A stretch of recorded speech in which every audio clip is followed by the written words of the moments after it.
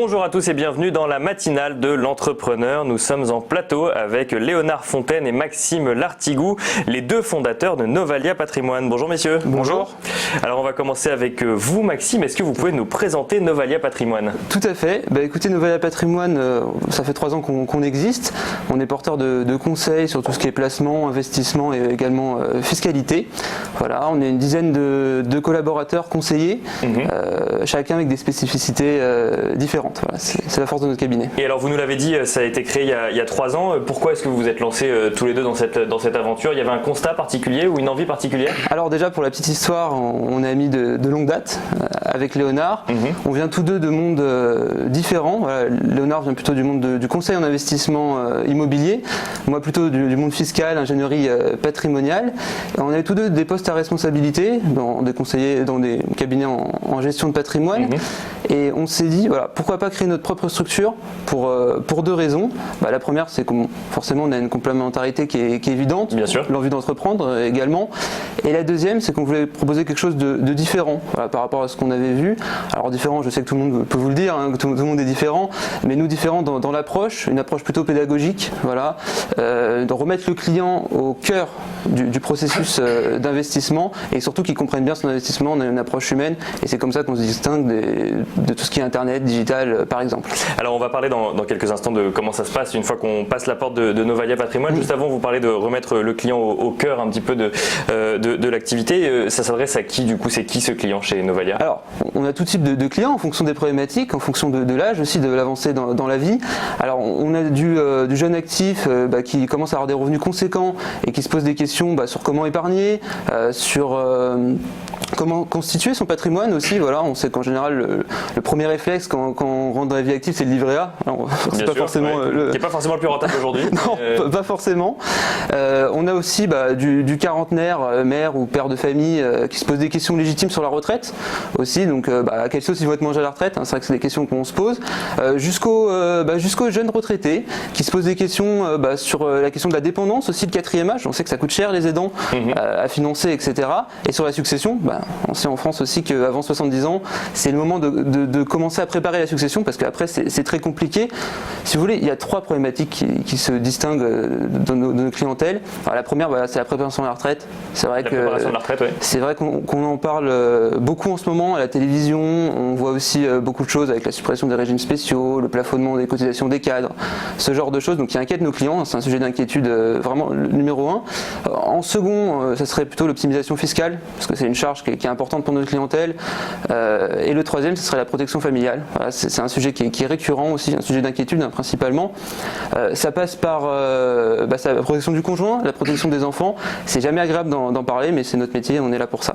Voilà. Alors on va voir à présent ce qui se passe quand ces clients que vous nous avez définis passent la porte de Novalia Patrimoine. Du coup là, il y a une méthode particulière. Alors, effectivement, oui. Donc lorsqu'on rencontre un client, en tout cas pour la première fois au sein du cabinet, on réalise un audit complet de sa situation patrimoniale.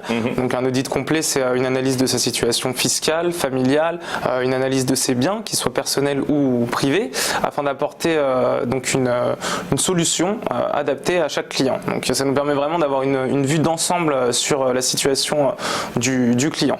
Parce que quand les clients ils viennent vous voir, qu'est-ce qu'ils vous disent? Ils vous disent voilà, j'ai un peu d'argent de côté, je sais pas trop quoi en faire ou Oui, exactement. C'est vrai qu'ils ont tous plus ou moins une idée derrière la tête, mais bon, ils la déclarent pas tout de suite, quoi. Ils attendent de voir un petit peu ce qu'on peut proposer et puis aussi de voir si on parle de produits directement ou pas, chose qui n'est pas du tout la politique de la maison, quoi. Et alors justement, Léonard, Maxime, si on passe la porte de Novalia Patrimoine aujourd'hui, alors j'imagine que vous allez conseiller des choses différentes en fonction de chaque profil. Pour autant, est-ce qu'il y a des tendances qui se dégagent? Est-ce qu'il y a des investissements particuliers que vous conseillez? Oui, bien sûr. Forcément, donc on est dans un contexte macroéconomique ultra favorable à l'investissement immobilier. On a des taux d'emprunt immobilier qui sont historiquement bas. Bien sûr, donc, et ceux depuis plusieurs années. Voilà, et ceux depuis plusieurs années. Ça continue de baisser. Bon, peut-être qu'on aura une petite remontée en 2020, mais bon, ça reste quand même très intéressant. Donc l'argent n'est pas cher, donc ce qui nous permet d'emprunter donc à 110% comme on dit dans le métier. Donc c'est-à-dire frais de notaire, frais de garantie bancaire intégrés avec le prix de l'immobilier. Et ce qui n'est pas dérangeant dans le cadre d'un investissement immobilier, étant donné que les intérêts d'emprunt seront déductibles des loyers perçus, ce qui va amoindrir la fiscalité générée par un investissement immobilier financé à 110%. Donc là, quand vous parlez d'investissement immobilier, vous parlez d'acheter un appartement et de le louer derrière, c'est ce que vous nous dites? Exactement, oui. Voilà. Et ça vaut pour tout type de profil, du coup, Maxime? Alors oui, exactement. Enfin, tout type de profil, il faut quand même avoir une capacité d'emprunt. Bien sûr. On emprunte à hauteur de 110%. Alors, on a un effort d'épargne mensuel, si vous voulez, de 50 à 500 euros par mois. Alors tout dépend des investissements, tout dépend de la rentabilité de l'investissement aussi. Nous, on privilégie l'immobilier en direct, donc l'immobilier d'habitation. Bien sûr. Donc on oublie tout ce qui est SCPI. Alors on n'oublie pas, non. On n'oublie pas, mais c'est pas ça dont on parle là. On n'oublie pas, c'est un SCPI, c'est pour aller chercher du rendement sur des commerces, sur des bureaux, ça peut être très intéressant, mais faut pas oublier que c'est un outil de diversification de son patrimoine et il faut pas avoir investi à plus de 10% de son patrimoine en SCPI, ce qu'on appelle la pierre papier. Et alors si on revient sur du coup l'investissement en direct, donc vous disiez c'est un effort d'épargne entre 50 et 500 euros par mois? Voilà, tout dépend en fait de la rentabilité de l'investissement et tout dépend aussi de la localisation de cet investissement, c'est ça qui est important de prendre en compte. Et alors justement sur cette localisation, Léonard, peut-être, c'est vrai qu'on parle souvent de la flambée des prix à Paris, par exemple. Quand on parle d'investissement en immobilier, c'est quoi? Ça concerne essentiellement les métropoles ou c'est partout? Ça ne concerne pas que les grandes villes. Donc après, tout dépend de l'objectif du client. Aujourd'hui, si on a une optique purement patrimoniale, forcément, ça peut être intéressant d'investir dans Paris Intramuros ou dans le centre de Bordeaux, même si les prix au mètre carré sont déjà très élevés. Bien sûr. Sur Paris, on a pris plus 40%. En Ile-de-France aussi de façon plus générale. Donc les prix de l'immobilier continuent à augmenter. En revanche, on aura un rendement brut qui sera moins intéressant dans Paris Intramuros que si on va un petit peu autour de Paris ou autour de Bordeaux. Parce qu'aujourd'hui, on assiste à une déportation de marché. Donc forcément, étant donné que les gens n'ont pas les moyens d'investir dans ces grosses villes-là, ils investissent autour, ce qui mécaniquement provoque une montée des prix.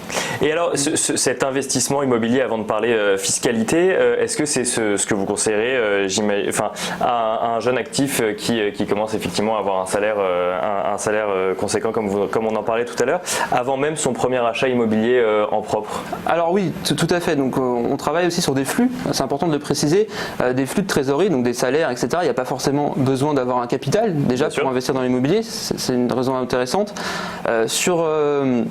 En termes d'achat d'une résidence principale, souvent on voit que nos clients habitant à Paris, notre clientèle est majoritairement parisienne, vu les prix de l'immobilier et vu les loyers, ils n'ont pas forcément envie d'acheter. Voilà.